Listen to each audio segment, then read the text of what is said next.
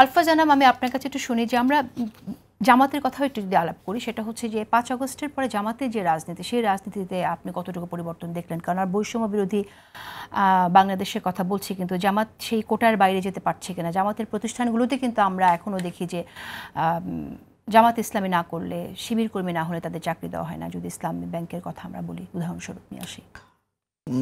প্রথমে ওই মুক্তিদির ভাইয়ের শুধু এই যে এইটা আমি ওনার সাথে একমত, এই যে বিএনপিকে চাঁদাবাজি ব্র্যান্ডিং করা, এটা কিন্তু ফিল্ডের চিত্রগুলো যে অনেক জায়গায় তো আওয়ামী লীগের লোকজন, এটা তো সিস্টেম, হ্যাঁ, অনেক জায়গায় আওয়ামী লীগের লোকজন চলে গেছে। আমার জানা মতে এই যে টেম্পো স্ট্যান্ডের কথা, বাস স্ট্যান্ডের কথা, ওখানকার লোকজন বিএনপির লোককে ডেকে নিয়ে আসছে যে আমরা ওর শৃঙ্খলা, শুধু চাঁদা না, ওখানে কিন্তু একটা সিস্টেম আছে, শৃঙ্খলা আছে। এগুলো কিছু কিছু মানে প্রচারণা বিএনপির আরও গভীরভাবে খতিয়ে দেখা দরকার। মানে এই যখন তখন আপনার বহিষ্কার করা, এটা ডিমোরালাইজ হয়ে যায় লোকজন। আমি মনে করি যে তবে মিডিয়ারও একটা ভূমিকা বোধহয় আছে, খুব মিডিয়া আমার মনে হয় যে মিডিয়া তো যখন এখন তো সবাই দেখি বিএনপির অ্যাডভাইজার হয়ে গেছে, সব আওয়ামীপন্থী সাংবাদিকরা, এইটা বলে কোনো লাভ নেই।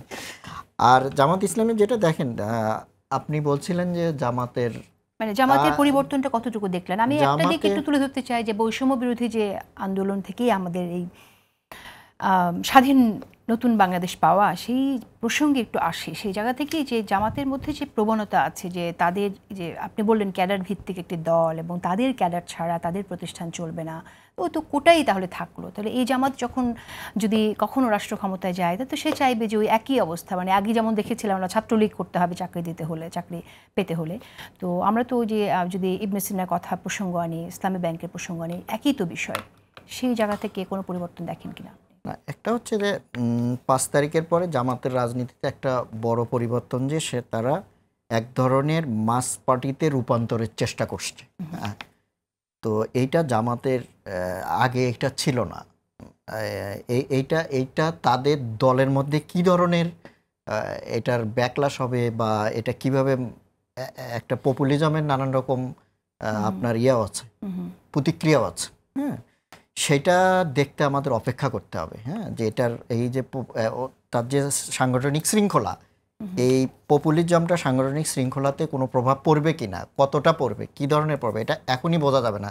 তাদের মধ্যে এক ধরনের ট্রান্সফরমেশন হচ্ছে, কারণ এন্টার লিডারশিপ তাদের তো নাই, একদম নিউ লিডারশিপ। বিএনপিতেও লিডারশিপের অনেক ইয়ে হচ্ছে, অনেক লোক, মওদুদ আহমেদ, খন্দকার দিল হোসেন, তরিকুল ইসলামের মতো এক খুবই সাংগঠনিক দক্ষতা সম্পন্ন নেতা কিন্তু নাই। আমরা কিন্তু একটা আমরা একটা ব্রডার পার্সপেক্টিভে দেখতে হবে, বাংলাদেশের পুরো রাজনীতিতে একটা বিরাট আকারের শূন্যতা তৈরি হয়েছে।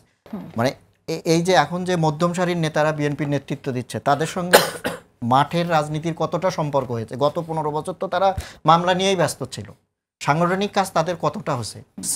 ঠিক সেই সমস্যা হচ্ছে জামাতেরও। জামাতের যে নিউ লিডারশিপ তৈরি হচ্ছে, তাদের আবার পার্টি তাদের হয়তো শৃঙ্খলার ইয়াটা ওই রকম সমস্যা নাই, স্ট্রাকচার, কিন্তু তার যে আবার মাস পার্টিতে রূপান্তরের একটা প্রবণতা হচ্ছে ভোটের রাজনীতির কারণে। এইটা কি ধরনের পার্টিতে প্রভাব ফেলবে, এইটা একটু সময় লাগবে বুঝতে। মানে এটা আমরা ইলেকশনের আগে বা ইলেকশনের পরে বুঝতে পারবো। এটা জামাতের রাজনীতির দিক।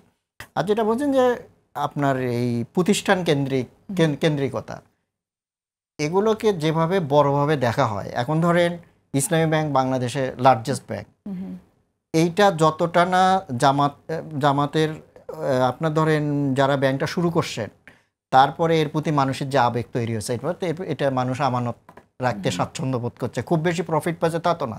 আপনি ইসলামী ব্যাংকের প্রফিটের মার্জিন তো অন্যদের চেয়ে কম। হ্যাঁ, তো এটা হচ্ছে মানুষের ইমোশন থেকে বা এক ধরনের ধর্মীয় দায়িত্ববোধ থেকে ব্যাংকটার লার্জার ব্যাংকে পরিণত হয়েছে।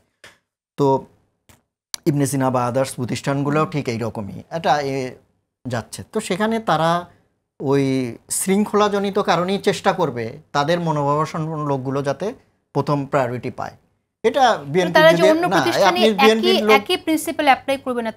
এটা রাষ্ট্র আর একটা প্রাইভেট প্রতিষ্ঠান তো এক না।